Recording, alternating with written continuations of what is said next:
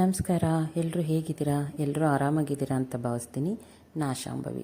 ನಾನಿವತ್ತು ಮನೆಯಲ್ಲಿ ಟೊಮೊಟೊ ಬಾತ್ನ ಹೇಗೆ ಮಾಡ್ತೀನಿ ಅನ್ನೋದನ್ನ ತೋರಿಸ್ತಾ ಇದ್ದೀನಿ. ತುಂಬ ಸಿಂಪಲ್ ಮೆಥಡು. ಹಾಕೋ ಇಂಗ್ರೀಡಿಯೆಂಟ್ಸಿಂದ ಟೇಸ್ಟ್ ಚೆನ್ನಾಗಿ ಬರುತ್ತೆ.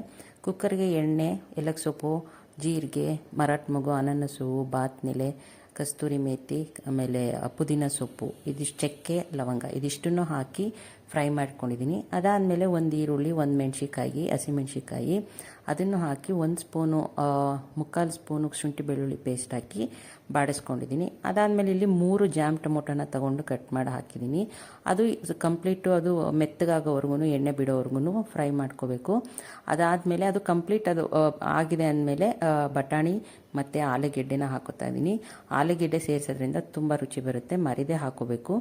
ಮತ್ತು ನಾನಿಲ್ಲಿ ಅದು ಕೂಡ ಎಲ್ಲ ಚೆನ್ನಾಗಿ ಬೆಂದಮೇಲೆ ಧನಿಯಾ ಪುಡಿ, ಅರಿಶಿನ ಪುಡಿ, ಗರಂ ಮಸಾಲ, ಮೆಣಸಿಕಾಯಿನ ಪುಡಿ, ಕಲರ್ಗೋಸ್ಕರ ಬ್ಯಾಡಗಿ ಮೆಣಸಿಕಾಯಿನ ಪುಡಿನ ಹಾಕಿ ಚೆನ್ನಾಗಿ ಮಿಕ್ಸ್ ಕೊಟ್ಕೊಂಡಿದ್ದೀನಿ. ಬೇಕು ಅಂದರೆ ಈ ಟೈಮಲ್ಲಿ ಮೊಸರು ಕೂಡ ಆ್ಯಡ್ ಮಾಡ್ಕೋಬೋದು.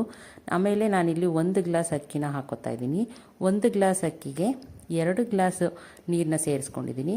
ಮತ್ತು ರುಚಿಗೆ ಎಷ್ಟು ಬೇಕೋ ಅಷ್ಟು ಉಪ್ಪನ್ನ ಹಾಕ್ಕೊಂಡು, ಸಣ್ಣದಾಗಿ ಹಚ್ಚಿಟ್ಟಿರೋ ಕೊತ್ತಂಬರಿ ಸೊಪ್ಪನ್ನು ಹಾಕ್ಕೊಂಡು 2 ವಿಷಲ್ನ ಕೂಗಿಸ್ಕೊಂಡ್ರೆ ಟೊಮೊಟೊ ಬಾತ್ ರೆಡಿ ಆಗುತ್ತೆ.